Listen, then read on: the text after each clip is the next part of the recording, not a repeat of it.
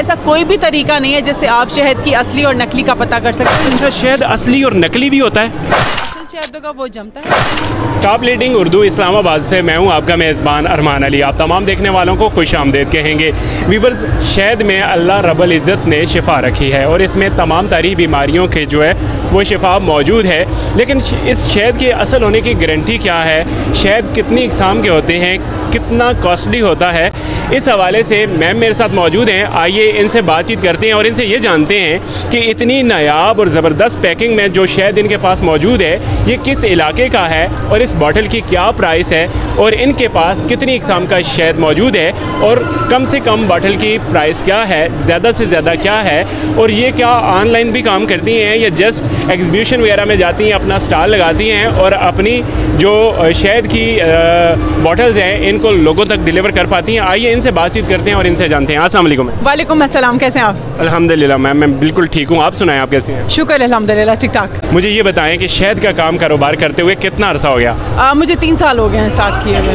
3 सालों में आप मुझे ये बताएं कि शहद के बारे में मैं कोई भी सवाल करूँ तो आप उसका जवाब दे देंगी, नॉलेज है आपको? बिल्कुल। मैम, शहद कितनी इक़साम का होता है?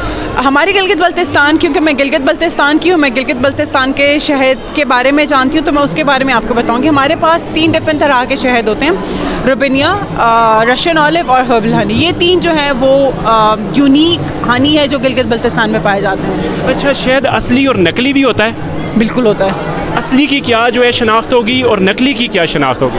मैं आपको कुछ भी ऐसा नहीं बता सकती। मैं कहूँ कि मैं सामने इसकी धार बन जाए तो मैं कहूँ असली है, या इसको आप अखबार पे रखें नीचे ना उतरे तो माचिस जलाने से, ऐसा कोई भी तरीका नहीं है जिससे आप शहद की असली और नकली का पता कर सकते हैं, माँ सिवाय कि वो लेबॉर्ट्री में टेस्ट हो। उसके अलावा कोई भी ऐसा तरीका नहीं है जिससे आपको पता चल सके कि असली या फिर नकली शहद, या नकली शहद उसको कहते हैं इसमें कुछ मिलावट की गई हो, तो उसका आपको बिल्कुल भी कोई अंदाज़ा नहीं होगा। उसके अलावा मैम ये बताइएगा कितना शहद दिन भर जो है ना बिक जाता है?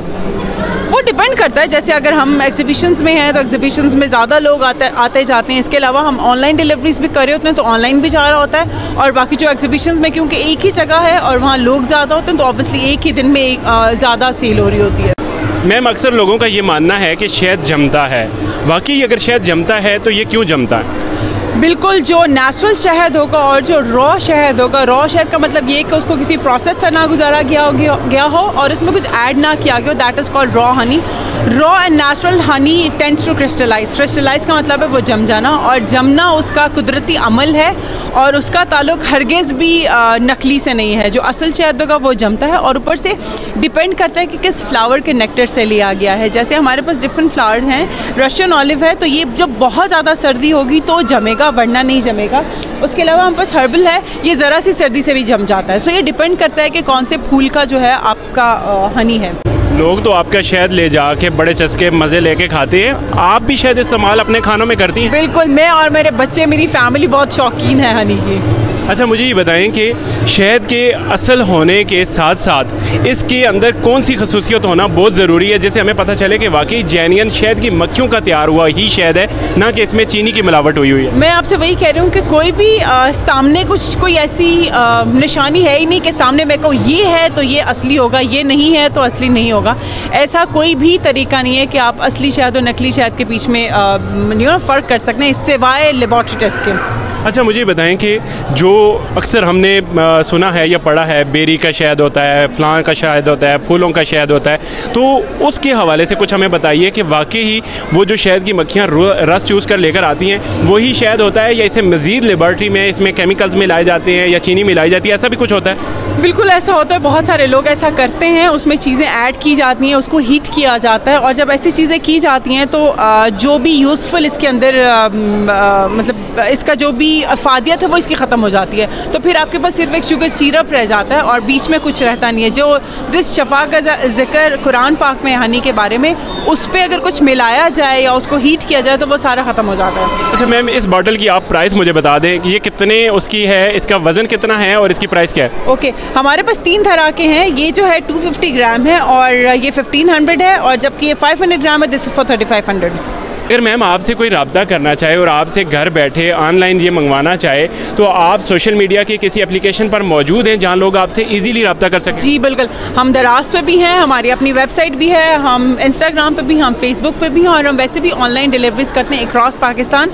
आप घर बैठे कहीं पे भी ऑर्डर कर सकते हैं और आपके घर ऑर्डर पहुँच जाएगा। मैम आखिरी और इम्पॉर्टेंट सवाल, जिस तरह आप यहाँ पे खड़ी हैं, कंफर्टेबल फील कर रही हैं, लोग आ रहे हैं जा रहे हैं और आप माशाल्लाह अच्छा खासा अर्न कर रही हैं, बहुत सारी बहनें बहुत सारी सिस्टर्स अर्न करना चाहती हैं लेकिन वो घर से बाहर इसलिए नहीं निकलती कि माशरे में मर्दों से सामना होगा, मर्दों का माशरा है, मुश्किल होगी, कैसे करेंगे, कैसे कमाएंगे, उनको कोई पैगाम देना चाहेंगे?